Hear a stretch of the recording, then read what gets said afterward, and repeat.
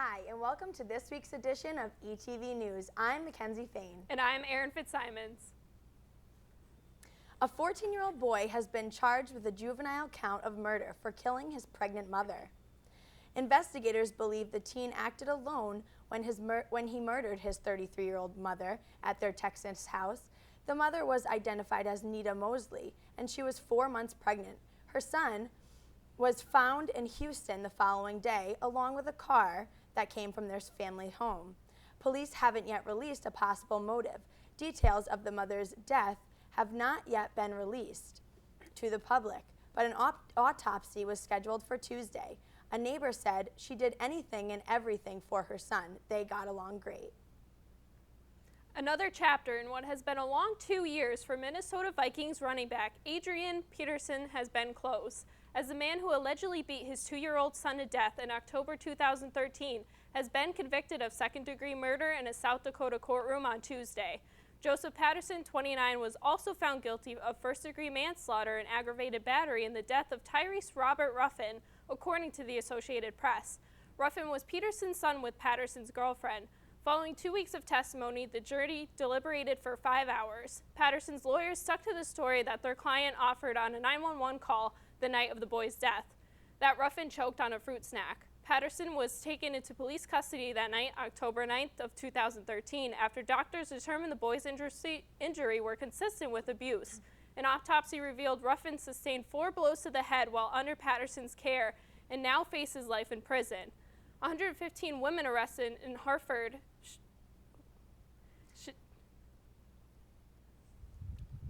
Shade Nix was charged with reckless endangerment and risk of injuring a minor, her own 4-year-old daughter, after she was found wandering the streets of Hartford. Shade's bond was set to be $50,000 after her court appearance. Police said the child was unharmed but was not returned to her mother. The child is now being cared for by the state, while police look for other family members who can care for her. Very sad news to report that there has been another tragic loss of a student for the Yukon community. Officials from Yukon said they learned that Robert Kears, a senior in the School of Business, had died Monday morning at Windham Hospital after being transported from Wellington. State police said they are actively investigating Kears' death and are waiting on autopsy results before releasing any additional information. According to school officials, Kears is the 4th Yukon undergraduate to pass away unexpectedly since early August. Yukon spokesperson Stephanie Reitz said, "We grieve for each of these valued students and thank others in Connecticut to extending their support to our campus community and those touched by these painful losses." Hurricane Joaquin is predicted to hit the Bahamas and then possibly target the East Coast next. With the center spinning 175 miles and winds up to 85 miles per hour, it is predicted that this storm will become even stronger and may become a major hurricane. A hurricane has not hit the eastern United States since Hurricane Arthur hit in 2014. This may change in the next few days. The path of Joaquin is difficult to predict at this point, but most forecasts predict it will make its way to the East Coast at some point in the next week and hit anywhere from North Carolina to the Long Island Sound. Eastern states should prepare themselves for heavy rainfall at the very least and possible flooding. After a month-long investigation by the Los Angeles County Sheriff's Department, prosecutors declined to charge Caitlyn Jenner in connection with a fatal multi-car accident earlier this year.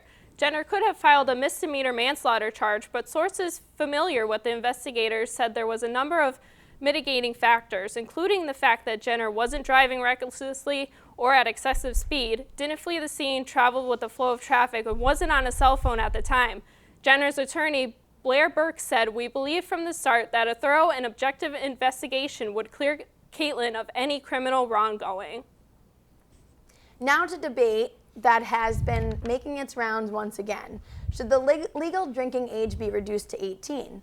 Advocates say lowering it could reduce the current number of binge drinking cases on college campuses. Students would drink more responsibly if they could legally buy alcohol at bars and restaurants.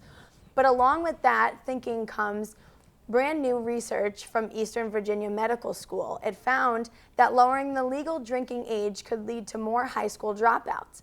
Back in the 1970s and 80s, some states lowered the legal drinking age to 18 and found a higher dropout rate. which the findings don't prove that lowering the drinking age leads to higher dropout rates, researchers say there could be a link. Republican candidate Jeb Bush and Democratic candidate Bernie Sanders made jaw-dropping announcements today regarding contributions to their respective campaigns. First, Super PAC-fueled Jeb Bush announced today that the Right to Rise Super PAC, his primary funding source, has raised an astonishing $103 million in his first 6 months of the campaign. Bernie Sanders announced today that he has officially received 1 million individual donations. Sanders has reached the benchmark faster than any presidential candidate in American history. While Jeb Bush continues to be funded by billionaires and corporate interests, Bernie Sanders is truly fueled by the American population with an average contribution of just $24.86. For 38 years, a few black and white photographs have provided the comfort for Amanda Scarpinati of Albany, New York, who suffered terrible burns as a baby and endured years of bullying and torment from the painful surgeries thereafter. The photographs show Scarpinati as just 3 months old with her nurse that took care of her from the very beginning. All of her life, Scarpinati wanted to thank the nurse who showed such love and care, but she didn't even know her name. 20 years ago, Scarpinati tried to find the woman but failed. However, just this month, the burn victim was able to locate her childhood nurse with the help of over 5,000 shares on Facebook. They were reunited last Tuesday in the medical center conference room as a full room of cameramen snapped some new pictures to add to the original black and white ones Scarpinati clung to all her life. Both were overjoyed and truly blessed to come in contact once again after all these years. Edward Snowden has resurfaced from the depths of social media to join Twitter. Commendations and commendations alike have followed. Within just a few hours, he amassed over 400,000 followers and was trending internationally. The first tweet from Snowden's account was, "Can you hear me now?" Yet some, like former New York Republican Governor George Pudicki, who tweeted at him directly saying, "You are just a traitor who put American lives at risk." And it appears that Snowden will be bringing a sense of humor to the social media platform. The first and last account he followed was the NSA. And we will be right back with this week's editorial.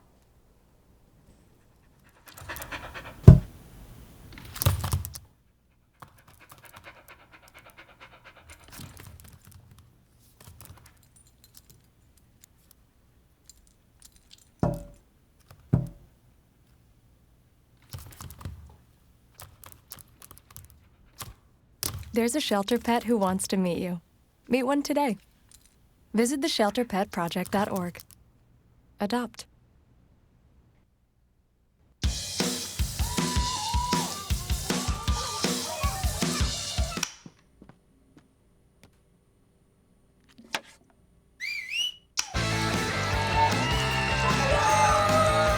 Don't let E. coli mosh with your food. An estimated 3,000 Americans die from a foodborne illness each year. You can't see these microbes, but they might be there. So always separate raw meat from vegetables. Keep your family safe at foodsafety.gov. How can I help my daughter with her reading? Searching for help with Dachshund Reading. How can I help my daughter with her reading? Information on hot water heating. No.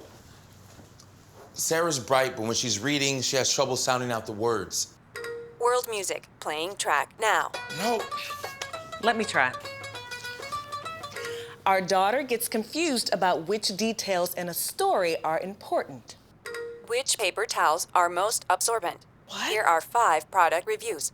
Why are you not getting me? See, I told you. Wait, I was trying to show you how Sarah feels every day. Frustrating, isn't it? Redirecting to understood.org. For the 1 in 5 kids with learning and attention issues, this is what life can feel like.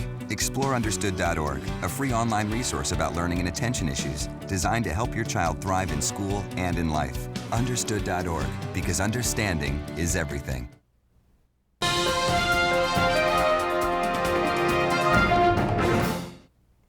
And now we're back with Danny Fountain in this week's editorial.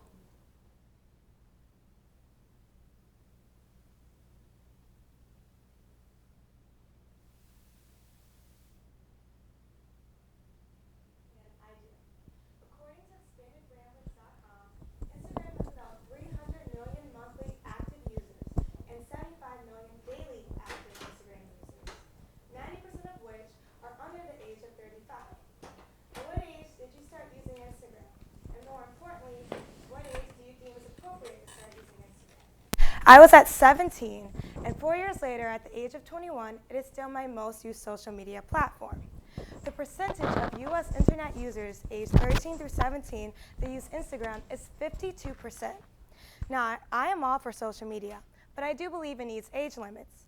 Instagram over the years has transformed people's minds into thinking the more likes, followers, and comments you have, the better you are, the more attractive you are, and the more popular you are. And at a young age, that can be very overwhelming and stressful with dealing with the other awkward moments of puberty. Instagram has become such a major platform as far as jumpstarting careers and businesses. Over the years, the term Instagram model has become very popular, with women posting very suggestive photos of themselves to promote their modeling.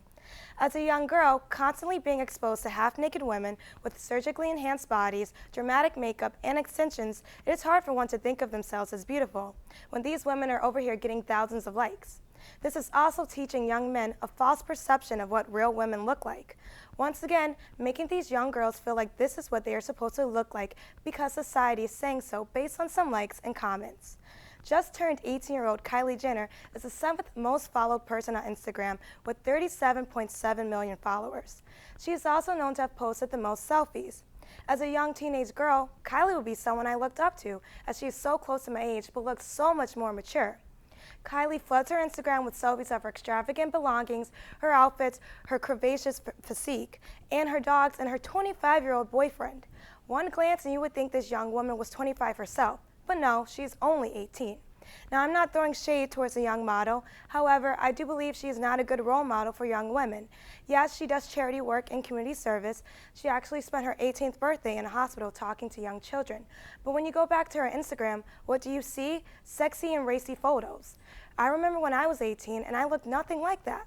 Now, I'm not saying people need to monitor what they post online. They can post whatever they want. That's their business. But what I do think needs to happen is stricter rules when it comes to age limits of these social media websites. Young girls have a tough time as it is, already dealing with the ideas of beauty and acceptance. We don't need to give them any more. That's it for this week's editorial. I'm Danny Fountain, and we'll be right back. The inherent right to work is one of the elemental privileges of a free people. Endowed, as our nation is, with abundant physical resources, and inspired as it should be, with the high purpose to make those resources and opportunities available for the enjoyment of all.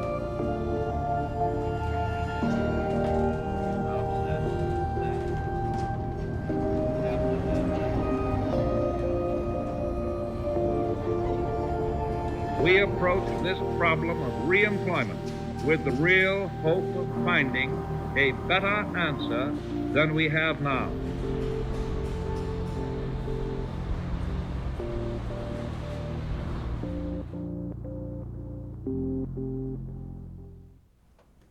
Oh, those boys are much too much. Those boys are much too much. We got the spirit. We're hot. We can't be stopped. We got the spirit. We're hot. We can't be stopped. We're going to beat them and bust them. The smallest moments can have the biggest impact on a child's life. Let's get a little bit rowdy. R-O-W-D-Y. Take time to be a dad today. Call or visit fatherhood.gov to learn more. All right, you ready for some baseball trivia? Let's do it. What year produced the most no-hit games in the big leagues? 7 no-hitters in 1990. Wow, that's right. Now a question that's not trivial. How many children will witness bullying this year? Huh. The answer? 3 out of 4. 75%? That's wow. right. How many of them will say something? Kids want to help, but don't know how. Teach them how to stop bullying and be more than a bystander at stopbullying.gov.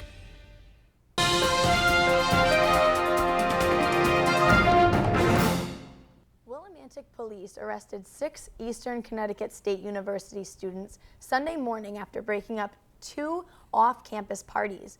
Neighbors witnessed many students urinating in their backyards and scattering empty cups across their lawn, prompting them to contact the police. The police escorted roughly 25 students from the parties, ranging in ages from 19 to 21. The 6 students who were allegedly running the parties were arrested and taken to the local jail. Residents in these areas say they caused quite a commotion Saturday night and Sunday morning. Willimantic police officers want it to be known that disturbing and destroying the community will not be tolerated and want students to understand that the tax-paying residents of the city will not allow these disturbances to affect their everyday lives. Wednesday morning, a Willimantic SWAT team swarmed 2 residents on Pearl Street, taking several individuals into custody. Allegedly, illegal narcotics were being sold out of these houses. Law enforcement were on the scene at about 9:30 a.m. and remained there until noon, during which the period of time they closed down the entire road. Several police cars, a SWAT vehicle, and a K-9 patrol were brought to investigate. From this point on, there has been no further information given. Are you interested in learning more about what a green campus is and what Eastern is doing to make our campus a green campus? There will be a Green Campus Tour October 7th to help give students a better understanding of Eastern and its efforts to keep our campus green. The tour will meet by the clock tower at 3:50 and promptly start at 4 p.m. This week, Cab's Fall Fest was in full swing. We check in with Zoe Zarenda, who was at the Cab Ariel Circus show.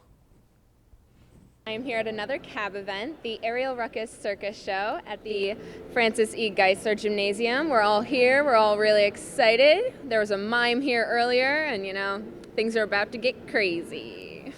On September 25th, 2015, students from ECSU gathered for another CAB event in the Francis E. Geisler Gymnasium.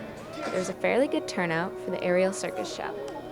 Students entered and were instantly excited when joined by the mime. There was a great balance in the acts, no pun intended, between humor and awe. Both the juggler and the mime kept everyone laughing, while the aerialists left the audience silent. Though there were only 6 performers in the show itself, they all brought their unique and impressive talents into play. Audience members were kept engaged in the show because you didn't know what was going to happen next. For example, when an audience member themselves entered the show. Nothing makes a crowd laugh more than when a peer is thrown into a circus show. After the performers took their bow, we caught up with the campus activity board to talk about their upcoming events. So next Saturday, October 3rd, we have the late night luau. So there we're going to have Hawaiian dancers and instructors and some Hawaiian food and other Hawaiian inspired activities. And for all the other upcoming CAB events, you can follow us on Facebook, Twitter, Instagram, and most recently a Snapchat. So all of our handles are at CAB Eastern. And then we post about upcoming events, current events, giveaways, and all that good stuff. Are you going to snap me back? Sometimes we snap back. Post a lot of stories about what's going on. Gotcha. You might get a snap of us in the office. Awesome. Cool. Thank you. And that's all from us here at the Ariel Circus Show. I'm Zoe Zarenda from ETV News, and have a good night. Thank you, Zoe. That looked like an awesome time for everybody who attended. Eastern will be hosting their first American Red Cross blood drive of the school year, October 5th until October 6th. The blood drive will take place in the Betty Tipton room from 11 a.m. to 5 p.m. For those interested, be sure to bring either your Eastern ID, driver's license, or a blood donor card with you. Make sure that you have had a light meal and drink plenty of water. To make an appointment, go to www.redcrossblooddrive.org or contact Nancy Brennan. And please remember, the need for blood is constant, the gratification is instant, and your gift of life will make a difference to someone in need. Eastern students will be participating in this year's Tommy Fun for Childhood Cancer. The Tommy Fun 5K run or 3-mile walk will take place on Saturday, October 4th at Yale University in New Haven. The Tommy Fund provides emotional, educational, medical, and financial support to children with cancer and their families. It is partnered with the Smilo Cancer Hospital, Yale New Haven, and the Yale School of Medicine. Students will be participating in the run or walk, or will volunteer with running the event. Eastern's vans will leave at 7 a.m. to be on time for registration, and the event is planned to end around 11 a.m. If you are interested in volunteering, please contact Emily Cameron. Recently, the Cardiff brothers performed in the Student Center Cafe. ETV reporter Lupe Marquez was there to catch the event. I'm Lupe Marquez reporting for ETV News, bringing you a new segment called Music Connection, where we're at the Student Center Cafe watching the Cardiff brothers perform. Let's check it out. On Wednesday, September 16th, pop hip-hop duo the Cardiff Brothers performed in the Student Center Cafe for CAB's Music Lounge. We spoke with CAB coordinator Natalie Burnett to see how the event went. It went really well. There was really high energy, and I think everyone really enjoyed it. The brothers are originally from Rhode Island and started making music seriously just a few years back. We spoke to the pair to see how they started out. It got started. I wanted to be a producer, and I started, looking into that. And I was working with a lot of local artists and stuff. And I could never count on anybody, so I started trying to get Jake to rap. So I had some material to work with, and he wasn't having it. He was like, "No, dude, I'm not doing it." I don't know. I think he was just scared. And eventually, I convinced him. He started rapping, and the rest is history. We spoke with longtime supporter Mariah Kinney, who traveled to Eastern to attend the event. I loved it. It was really fun. I'm from Boston, so I drove 2 hours and 10 minutes from my job. I've been friends with them for 2 years, since 2013, so I pretty much just go wherever they go. With their unique sound, the brothers are making a big impact on the charts. Their first full-length album was released September 29th, and it charted number 28 on the Pop iTunes chart.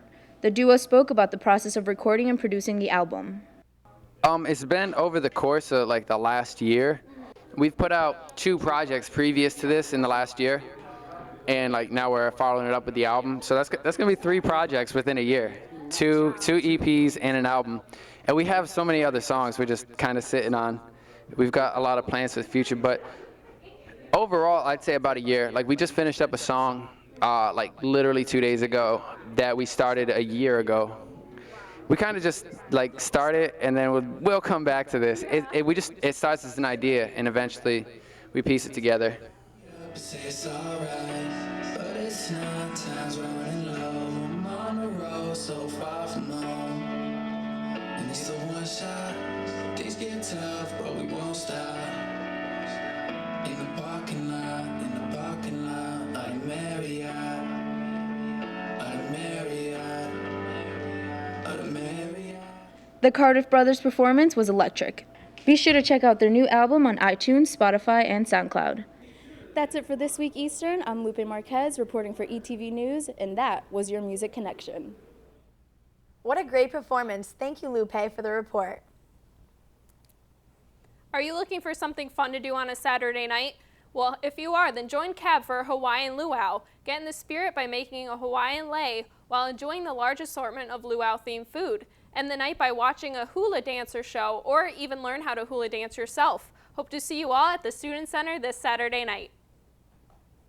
We'll be right back with this week's sports update. Hart, what's going on? I'm leaving. Why? What did I do? Not enough. You constantly ignore me. You barely eat anything healthy. You're half as active as you used to be. The pressure is just too much. I quit. Okay, I get it. I'll do better. Just, please, don't leave. Okay. But remember, if I go, you go.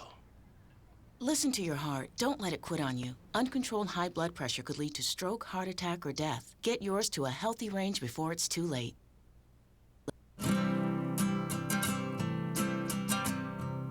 Every day across America, excess food is gathered by a network of good people at local food banks, giving hope to millions of children who struggle with hunger. They've earned their wings, and you can too. Together, we can solve child hunger. Support Feeding America and your local food bank at feedingamerica.org.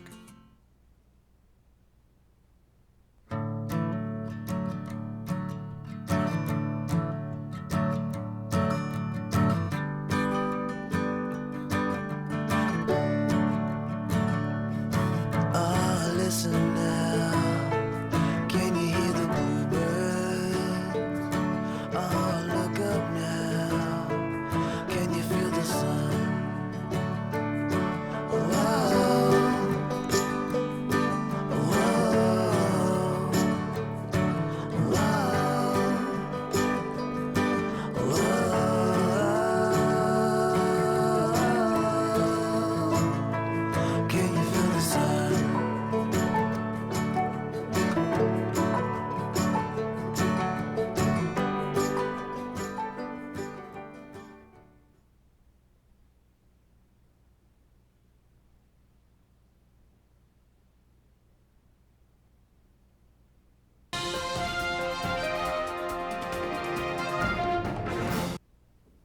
Welcome back. I'm Zach Burnett with This Week in Sports. The women's volleyball team went 1-1 in their trip to Gorham, Maine. They lost the first game 3-0. Kay Mullen led the team with 10 kills, while Hannah Bryant and Ashley Adams had 9 kills of their own. In the end, it was too much Southern Maine. In their second game, they played Emmanuel College. They managed to steal one in a 3-2 sets victory. Kay Mullen had 17 kills to help carry the team to a victory. Tuesday, they play Western New England and won another 3-2 sets victory. Senior Ali Lupi closed the game out with one of the team's 17 service aces. Ashley Adams had 10 kills and led the team with a .258 attack percentage, while Kay Mullen had 11 kills and Hannah Bryant added 9. The volleyball team now goes to 7-7 on the year. The women's soccer team is currently riding a 2-game winning streak with a pair of 1-0 wins coming on this past Saturday and Tuesday. In Saturday, they won against Western Connecticut. The Warriors' late second-half goal by Emily Betcher turned out to be enough in that contest. The team returns home to Connecticut College. Emily Betcher also scored in this one, coming in the first half, assisted by teammates Haley Lenning and Kaylee Pratt. The sophomore's goal tallies 6 on the season. She also leads the team in goals. Senior goalkeeper Rachel Skelton helped capture the team's 6th win on the year with 6 saves. The Warriors go to 6-2-1 on the season and are currently first in the Little East Conference standings. The field hockey team, currently on a 2-game winning streak, has looked quite impressive in their last home matches. Senior Lauren Chikorka has scored in each game. Saturday game, she was the first on the scoreboard, one of 3 coming in the second half for Eastern, as they went on to finish Framingham State 3-0. Hannah Kaiser helped wrap up 2 assists as Paige Snyder and Brianna Pissarro on the back of the cage. In last night's home match against Western Connecticut, both teams came out very physical. Western used a lot of their frustration out in some of the Eastern players. Most of the game was very chippy and physical, to say the least. Paige Snyder also had a goal of her own as the Warriors prevailed in a 2-0 win against Western, where both goals came in the first half. The men's soccer team had 2 impressive wins this past week. Saturday, sophomore Xavier Dorant managed to score a hat trick in the first half game versus Western Connecticut. Out of the 3 came one great shot from deep that hooked its way in the upper 90-degree shelf corner. Dorant became the second Eastern player to score 3 goals in a half this season. Dorant came off the bench and scored all 3 of his goals in a span of 23 minutes. In Tuesday's matchup versus Salem State, Eastern scored a goal in each half to seal the victory against the Vikings. With the help of defensive backline led by senior Cooper D'Ambrosio and junior Emmanuel Casito, there was not much room for opportunity from the opposing side. Tyler Gibbs and Tyler Jones each scored in this one. Tyler Jones leads the team in goals this season so far. Their next game is home this Saturday versus a 3-5 Keene State team. Game time start at 1 p.m. Derek Rose suffers another setback with his most recent injury. It was reported on Tuesday that Rose suffered a left orbital fracture during practice. He underwent surgery Wednesday, something he has been accustomed to over the past 4 years. Rose has only played in 100 regular season games as his 2010-2011 MVP season because of his countless number of injuries. He's also flashing a new hairdo for the season. The Toronto Blue Jays clinched their first AL East title in 22 years with a 15-2 rout of the Orioles, who were last year's division champs. And for the Yankees, they lose another one of the Red Sox last night. The Red Sox, who are out of the contention, look to play spoiler as they try to go for the sweep of the Yankees tonight. The Yankees team who still hasn't punched their ticket to the playoffs. And this Sunday, the New York Jets will play the Miami Dolphins in London at Wembley Stadium. The game will start at 9:30 in the morning Eastern Time. This is the first game the Jets will play a regular season game in the United Kingdom. Both teams are coming off losses. Well, that'll do it for This Week in Sports. I'm Zach Burnett. And that's all we have tonight for this week's show. If you want to check out more episodes, be sure to check out our ETV channel on YouTube. Thanks for watching and tune in next week. Good night, Eastern.